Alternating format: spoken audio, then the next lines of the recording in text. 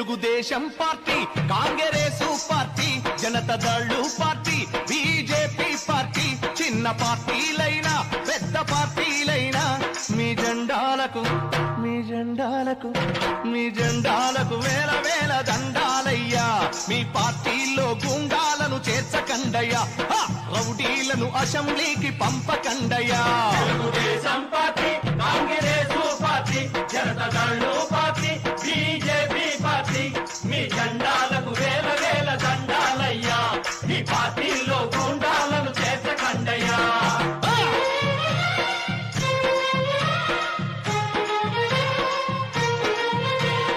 1952లోన ఎన్నికల్లో ఎక్కువగా భూస్వాములు పోటీ చేస్తే